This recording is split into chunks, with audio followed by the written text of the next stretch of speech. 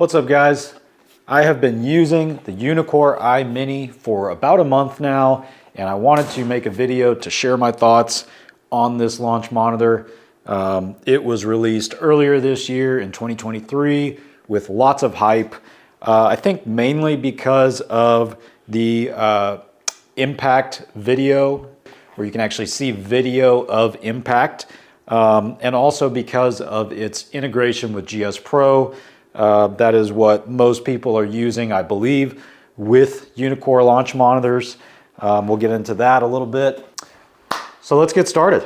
So as for the launch monitor itself and what comes with it, if you saw my unboxing video, I talked about it a lot more in that video, so I'll just briefly cover my first impressions of the unit itself.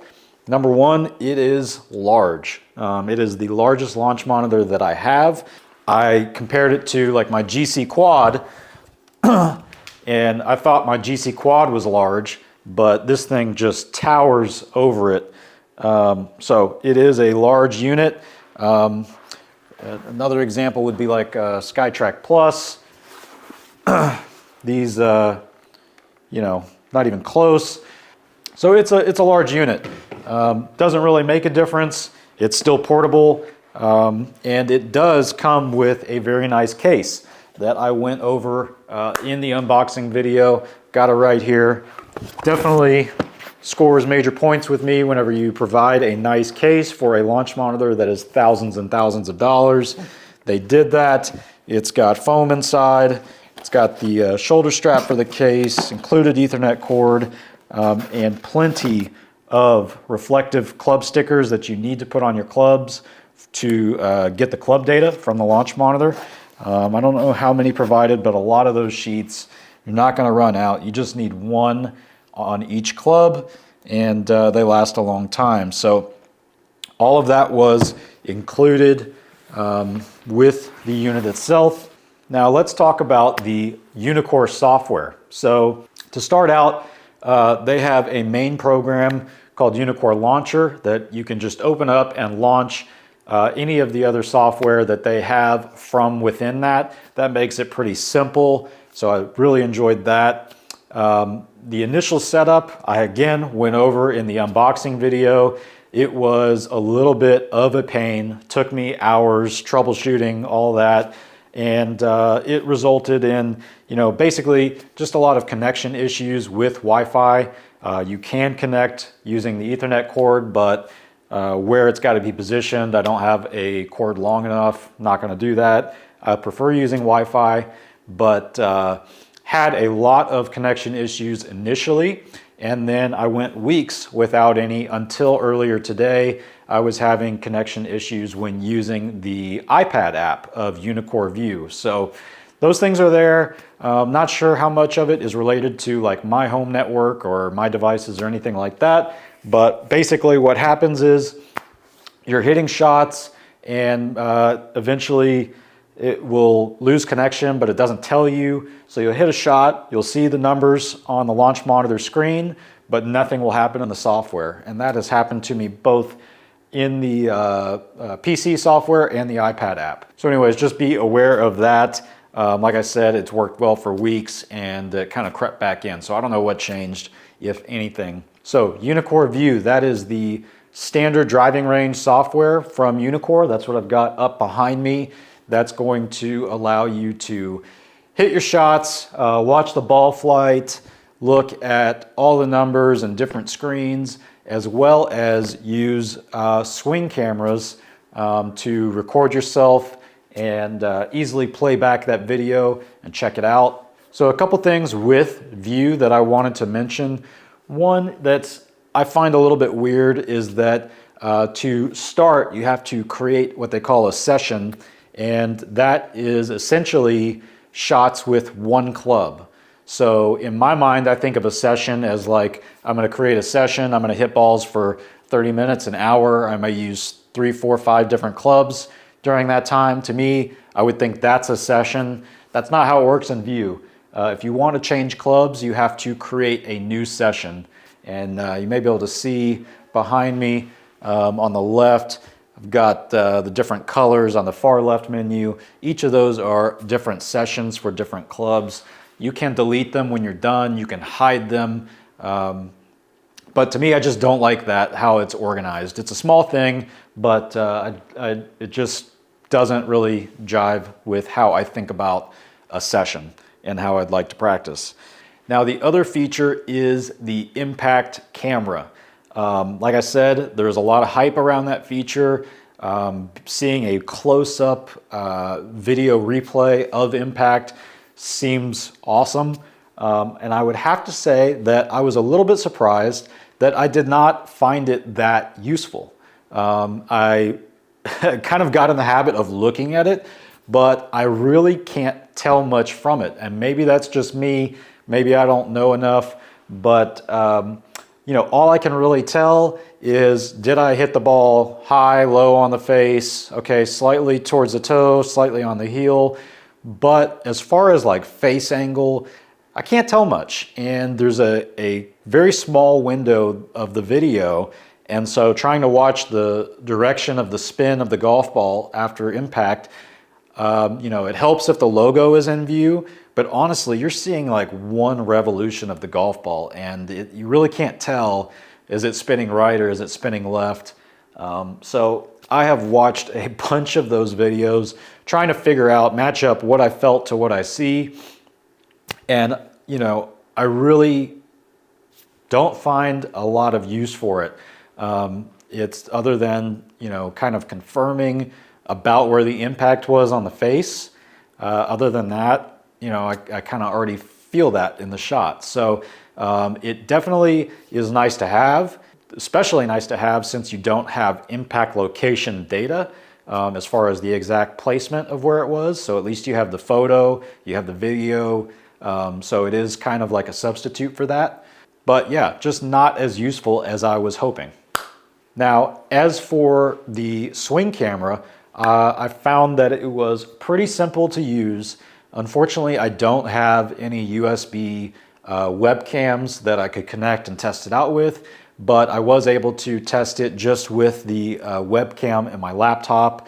I did not have it in a position down the line or in front. I just turned it on just to see how it would record the video. And honestly, that's all I had to do. It was very simple. I just selected that camera and hit shots. And then whenever I go over to the swing cam, hit replay, there it is. I didn't have to sync anything up or set any, you know, start or beginning. It just does it all automatically. And it seems very simple. I did try to use my iPhone with the IV Cam app. I've got a video about how to use your phone as a swing cam with this app. It works in the Foresight software, FSX 2020. And in Uneekor view, it did show those cameras as an option, but I was not able to select them. So I'm not sure if there's a way to do that or not, but I was not able to figure it out. So can't use that option. So overall, a very simple driving range software, but there were a couple of major things missing that I would like to point out. One is that there is not an option for setting a target or putting a green out there at any specific distance or at all. That is a kind of a pet peeve of mine. I definitely like having a target hitting in the simulator. You know, basically you're just hitting into an open field, and there isn't really any change of camera view. There's no follow the ball or chase cam or anything like that. So I really wish there was a target that you could set out at certain distances like you can in most other simulation software. One other thing that is missing, and that is a setting for offset. So myself and many other people in our simulators, we have a hitting strip that is offset from the center of the screen just due to space constraints. So mine is about 1.5 feet right of center, and most simulation software has a setting to allow you to shift the image the same direction as your hitting strip so that everything lines up with that. Uneekor View does not have that, and so whenever I hit a shot straight in front of me, it's actually going to start in the middle of the screen, which is, like I said, 1 or 2 feet left of center. That's kind of a bummer. I really wish that they would add that feature, and maybe they will sometime soon. So those things are missing, but overall, like I said, it's just simple driving range software, and the swing cam integration seems pretty easy, especially if you have Uneekor swing optics cameras. There's an option for that in there, and I've got to imagine that that's just plug and play. Now, the other Uneekor software is called Refine, and that is actually the simulation software that you would play courses on with Uneekor. I did not spend hardly any time using Refine at all because of one major flaw, and I cannot believe that it's in there. Setting up Refine, you do not have the option of sending it to a second screen. And like I said, this is simulation software. Most people are going to be using it with a projector or at least a second screen other than their computer monitor. And there is no option to do that. I don't really understand why Uneekor would do that, especially when View uses a second screen just fine, like I have showing behind me. So the only way to use Refine on a projector is then to go into Windows and switch your projector to be your primary display. And if you're like me and have a screen that is not a 16:9 aspect ratio, then you've got to change the resolution of the screen of your primary display and all of that. I just didn't bother with it. I've got it all set up perfectly. GSPro, Foresight software, and even Uneekor View does this just fine, sending the image to a second display with a custom resolution that I've created for that display. It just blows my mind that they don't have this set up for Refine. So I tested it out just a little bit, but my opinion is I don't think anybody's using that. I think everybody's using GSPro. So there it is. Now, there's another piece of software, and that is the Uneekor third-party connector. That allows you to connect to third-party software such as GSPro and TGC 2019, things like that. It's essentially just a little program that you have to open up. As soon as you open it up, it tells you to open your third-party software. So I open the third-party connector, then I open GSPro, and I'm good to go. Now, I've tested that, it works just fine, but what I prefer to do is actually open View and then open GSPro. View can act as the third-party connector as well. So what I do is I just open View on my laptop screen, and I create a new session, and I'll maybe tag it, whatever my round is of the course that I'm playing, and then I'll open GSPro, and I can look at my computer screen. I can leave it on the club data view with the impact video, and I can just turn around and look and see what it recorded after each shot. That's my preferred method. That may give your computer some issues, but it really doesn't have any effect on mine. But just keep in mind that in order to use third-party software like GSPro, you do have to have the Pro Package subscription for $199 a year from Uneekor. Now, let's talk about the accuracy of the iMini. Overall, I've been using it for a month, and I feel like the vast majority of shots are incredibly accurate. I did a video where I compared it shot for shot with my Foresight GC3, the best indoor launch monitor available on the market. In that video, I found that there are a few shots that had some slight differences. One shot that had a major difference, that was a miss hit where it showed a massive hook, and I think the quad showed a massive slice. Overall, in the entire test, everything was pretty spot on and consistent. The iMini consistently gave about 3 or 4 yards, I'd say 3 yards longer on carry distance. And other than that, everything was very, very close. I was impressed whenever I compared it to the GCQuad, but I will say that in the entire month, and even earlier today, there are just every once in a while one of these shots that just spins off the planet. I don't know where it comes from. It doesn't feel like that at all. But it will have massive side spin, almost as much as the backspin, and it's just, I don't know what's causing that. So that might happen once per round or once every couple rounds on GSPRO. I don't know what to make of it. And the only thing I can say is that I've talked to a lot of other people and they have experienced similar results with that. So to sum up, I would say that for the vast majority of shots, it's very accurate, but it does seem like something's going on with some side spin issues every once in a while. Now, the other thing is putting. Honestly, in GSPRO, I don't use regular putting very often. I use auto putt, but I did play around with the iMini using regular putting, and my first impression was that it was incredibly sensitive. It was sending that ball way further and faster than I expected. Now, at the time, I kind of just chalked it up to not putting on GSPRO very often, but I did kind of have a hunch, so I did the same comparison with the GCQuad and the iMini with putting, and just looking at the data on the screen because I wanted to check the ball speed. I did notice that the iMini was consistently about 0.5 to 1.5 miles per hour faster on the ball speed with the putter.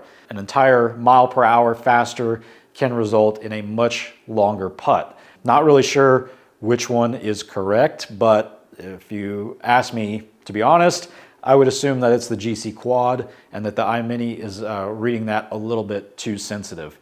Don't know, maybe that should be an entire video on its own. But I just did that little comparison on my own, maybe 10, 15 putts, and they were all faster on the iMini. Now, unfortunately, I do have to say that I have experienced what seemed like just some bugs with the launch monitor over the last month. I did mention the connection issues using Wi-Fi. I've tried both options of Wi-Fi. One is like a network mode where it connects to your Wi-Fi network as like a shared device. And then the other is connecting my computer or my iPad to the iMini's own Wi-Fi signal. I've tried both. Like I said, it's been working great for weeks, but I have noticed a connection issue earlier today, and I'm not sure what to make of it. And also in the initial install. That entire day I was having problems, came back the next day, and it started working just fine. So I'm not sure about that. Another thing I have noticed, one time automatically, in the middle of a round, the launch monitor switched from right-handed mode to left-handed mode. I didn't even touch it. Not sure what was up with that. And then another time it switched into putting mode on its own. Not sure about that either. Those each, I think, only happened once, maybe. But something that has happened consistently is the launch monitor will go into sleep mode on its own. And in the settings, you're able to enable or, turn on or turn off the sleep mode. And I've got it turned off. I've always had it turned off. But sometimes I will step over the ball and then out of the corner of my eye see that it goes into sleep mode. Wait a second, it comes out of sleep mode. And I'm like, okay, I'm not sure what happened there. Sometimes that has happened and it caused me to miss the shot because it happened right in my swing. And that's happened quite a bit over the last month. Not sure what's going on there either. Hopefully, these are all just kind of bugs that can be, worked through in future firmware updates or software updates. And they aren't that big of a deal. The majority of time, they're not causing an issue, but it can. All right, guys, I realized after the fact that I forgot to include anything about the auto alignment feature, so I'm going to walk you through that real quick. The way it works is from the main screen, you can just click on the align button. It brings up target alignment. You can choose auto, and by default, obviously, it's at 0 degrees. And it tells you to line up 2 golf balls in front of the launch monitor in the direction of your target line. So I'll put one down on my hitting strip, and I've got a check mark on the ball on the right, and then I'll put the other ball down. Now I've got 2 check marks, and always get up, stand behind it, and see if it looks correct to me. That actually looks pretty good, I think. So then I click apply, and it's telling me that I have aimed these two balls 3.9 degrees to the right, which kind of always happens. That's pretty extreme. Normally I get 2 or 3 degrees to the right, but let's just go ahead and hit back, and I can hit a ball. I'll just chip one out there. And of course, that starts almost, well, 3.7 degrees to the left. And this is where I kind of don't really trust the auto alignment.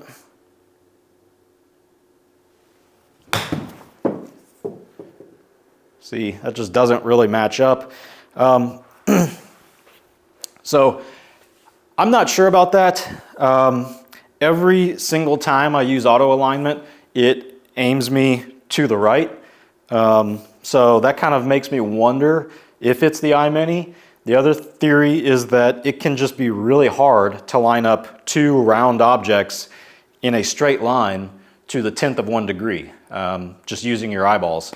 So I'm not sure if it's me or the unit, but I have talked to other people, and they've also kind of confirmed that the auto alignment does not work well for them. Again, I don't know if it's a bug or if it's just incredibly hard to use. So what I generally do is skip all of that and just try to line up the launch monitor parallel to my hitting strip as well as possible, and I get much better results just using that. It is frustrating because if you are not precisely aligning the launch monitor, then what good is having ball data to the 1/10 of 1 degree when you're not even lined up that well. So wish it worked a little bit better or was easier to use. So keep that in mind. So the iMini retails for $4,500 US, and that kind of puts it right in between the SkyTrack Plus at $3,000 and the Foresight GC3, closer to $8,000 depending on the package that you get with it. And $4,500 puts it right in between those. Now, if you are in the US, you do have the Bushnell Launch Pro available to you at $3,500. But if you want to use any of the Foresight software or any third-party software, you're going to need the gold subscription, which is now $500 a year, compared to the $200 a year for the Pro package with the iMini. Now, I will say that the gold subscription with the Launch Pro gives you a lot of value because you're also getting all of the Foresight software, which I use all the time, in addition to GS Pro. So you've got some decisions to make. I think if they work out a few of the bugs in the iMini, it's going to be a very, very strong option. But right now, I would say that there are a little bit of kinks every once in a while that can kind of disrupt your round. Nothing that's a deal breaker, but they are there. Guys, I hope you found this video helpful. Check out the links in the description below. If you make a purchase, I'll earn a small commission. It helps support the channel. Don't forget to like and subscribe. And if you have any questions about the iMini or anything else, leave them in the comments, or feel free to check out my website, friendlygolfer.com, and I'll see you in the next video. Thanks, guys.